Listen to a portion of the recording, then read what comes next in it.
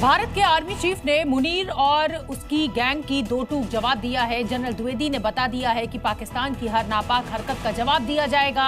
Army chief ने कहा कि 90% गोला बारूद स्वदेशी हो चुके हैं। ब्रह्मोस, ड्रोन, लाइटरिंग, म्यूनिशन पर फोकस है। भारत के सुपर कॉप ने पाकिस्तान को एक बार फिर से वार्निंग दे दी है। आर्मी चीफ ने मुनीर और शहबाज को लाउड एंड क्लियर बता दिया है कि सीमा पर कोई हरकत की तो भारतीय सेना मुंह तोड़ जवाब देगी। आर्मी चीफ ने ये कहा कि ऑपरेशन सिंदूर जारी है, सेना पूरी तरह से सतर्क है, चाहे लड़ाई रूस यूक्रेन की तरह लंबी ही क्यों न चले।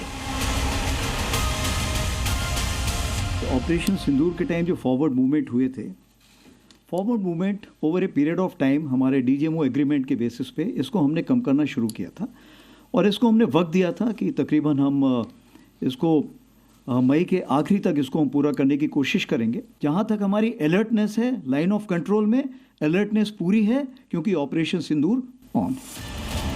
ऑपरेशन सिंदूर में पाकिस्तान और पूरी दुनिया ने भारत की ताकत देख ली है। भारतीय सेना ने 100 किलोमीटर घुसकर पाकिस्तान में टेरर कैंप को नेस्तनाबूद कर दिया, लेकिन सांप सिर उठा रहा है जिसे कुचलने का वक्त आ गया है।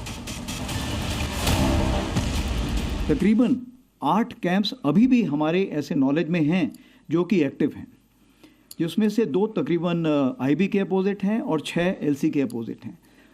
और इन कैंप्स में तकरीबन अभी भी हम समझते हैं कि किसी प्रकार की प्रेजेंस या ट्रेनिंग है, तो इसलिए हम उसके नज़र रखे हुए हैं, उसकी खबर कोशिश करते हैं हासिल करने की, और अगर कोई ऐसे दोबारा हरकत हुई तो हम ज़रूर उसको, जो हमारा इरादा है, हम उसको ज़रूर अंजाम दें।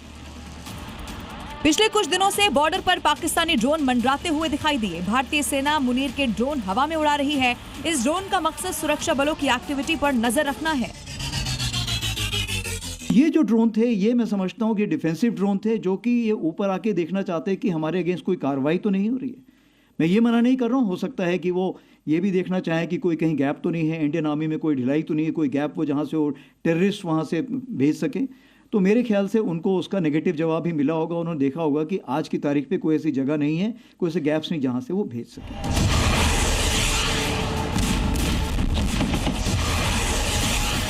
2 दिन बाद मुंबई में बीएमसी के लिए मतदान होना है, लेकिन सियासी लड़ाई हिंदू मुसलमान तक पहुंच गई है। हिजाब वाली पीएम वर्सेस हिंदू मेयर की जंग अब तेज हो चुकी है। इस सियासी लड़ाई में अब एक नया नाम आ गया है जिसने महाराष्ट्र के मुख्यमंत्री को सीधे सीधे ललकारा है। सुन लो फडणवीस, अगर अल्लाह ने चाहा तो एक दिन इसी निकाब और हिजाब पहनकर एक मुसलमान औरत हिंदुस्तान की प्राइम मिनिस्टर बनेगी इंशाअल्लाह। फडणवीस को मन से चुनौती देने वाली इस मोहतरमा का नाम सैयदा फलक है। ओवैसी की पार्टी से आती हैं, एमआईएम की राष्ट्रीय महिला प्रवक्ता है। सैयद ने महाराष्ट्र में निकाय चुनाव में भाषण देते वक्त हिजाब वाली पीएम की हुंकार भरी। सुन लो फडणवीस, अगर अल्लाह ने चाहा तो एक दिन इसी निकाब और हिजाब पहनकर एक मुसलमान औरत हिंदुस्तान की प्राइम मिनिस्टर बनेगी इंशाअल्लाह। अरे ये मुल्क किसी की जागीर नहीं है।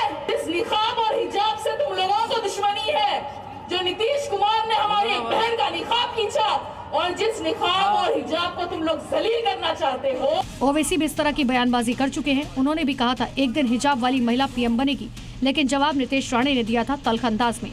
साहिब अंबेडकर का जो संविधान है वो ये कह सकता है कि कोई भी भारत का नागरिक वजीर आजम बन सकता है, सदर जमहूरिया बन सकता है। और असदुद्दीन ओवैसी का ख्वाब यह है कि एक दिन आएगा इस देश में एक हिजाब पहनने वाली बेटी इस देश की वजीर आजम बनेगी इंशाअल्लाह ताला। अब्बा का पाकिस्तान नहीं है, कोई बुर्का वाली इधर महापौर बनी। यहाँ हिंदू राष्ट्र में हमारे हिंदू और राष्ट्रभक्त सोच के ही मेयर महापौर बनने वाले। दरअसल मुंबई में मुस्लिम वोटों की संख्या अच्छी खासी है और यही वजह है कि निकाय चुनाव हिंदू मुसलमान पर आ गया।